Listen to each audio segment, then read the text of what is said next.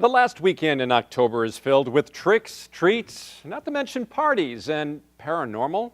Michael Schlesinger was recently treated to a spirited look inside one of Milwaukee's spookiest mansions, where he found a native son performing his midnight magic. It's a phase I never grew out of. It began very young for magician David Parr. I started when I was 7 with a magic set, and once I learned all the tricks in that little box, I had to know more. And learn he did. So much so, Life of Illusions became this Milwaukee native's livelihood. Some people approach magic with a very puzzle-minded view, and then other people are able to let that go and just enjoy the mystery of it, the not knowing. This magic man has quite the resume. He's been the creator and co-star of Chicago's longest-running magic show, The Magic Cabaret. He also just happened to stump entertainers Penn and Teller on their show with a card trick. They love it. In fact, they said to me, they said they really appreciate, because it's such a rare treat. I mean, when you have a body of knowledge about magic, it becomes tougher for people to fool you. And so when they get fooled, they really appreciate it. It's such a fun experience, and it's a reminder of why we got into this in the first place, that feeling of mystery, of not knowing. Spending a little time with Parr, he immediately shared a few tricks up his sleeve with me. This was one of the key pieces of evidence at the Salem witch trials. Now, this was found in one of the houses of an accused witch. It's called a poppet, which was an old-timey word for a simple handmade doll. I'll show you how this works. They claimed it was used in witchcraft, specifically for placing a curse on someone. Sure. Hold up your right index finger like this, point it downward at the doll, and move it in a counterclockwise circle, like that. And you'll see it start to take effect soon. Here we go. No strings here, no strings attached, literally. Now, you can reverse the curse by reversing the circle, exactly. But I say in for a penny, in for a pound. I've asked you 5,000 times, how do you do this? You won't tell me. You said intrigue is or mystery is so important in life. It is. I think that feeling of awe or wonder that we get is something that we can't get through any other art form other than magic. Hold up your right index finger like this, place it right there in the center hole, right there, and I will slowly lower this down. Now tell me, Mike, can you feel the blade on top of your finger? A little bit, yeah. You can. Yeah. Good. Just think to yourself, 'tis a far, far better thing I do now than I have ever done. It worked in the book. Okay. Can you still feel the blade on top of your finger? Yeah. Good. Concentrate on that feeling. Where do you feel the blade now? Underneath.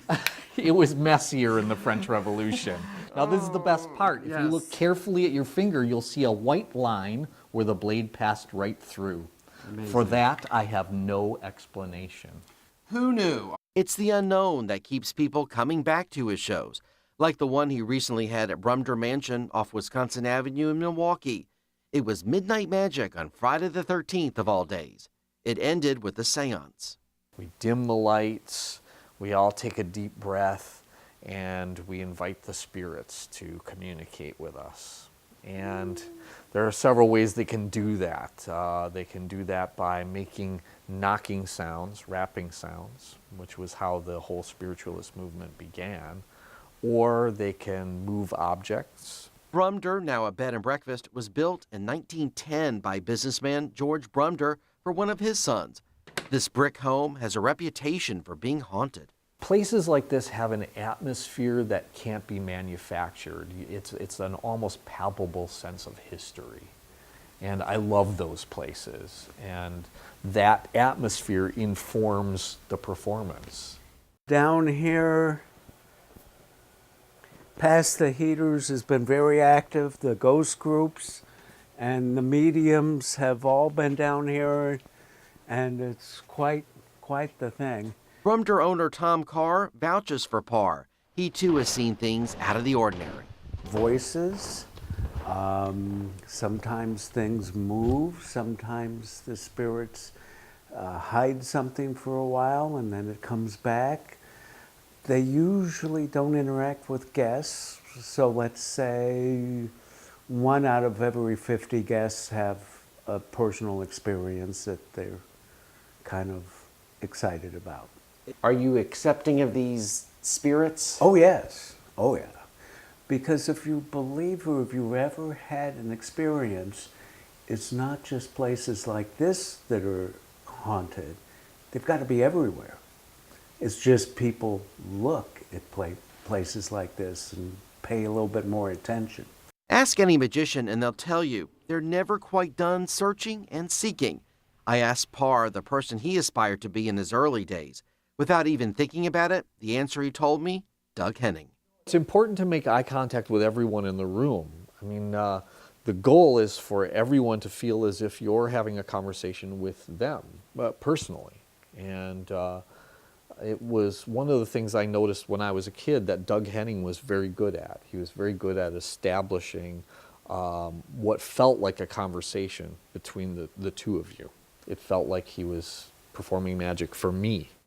And it's safe to say the hope is David Parr will be doing his magic tricks for us for a long time to come. There's always new discoveries to be made.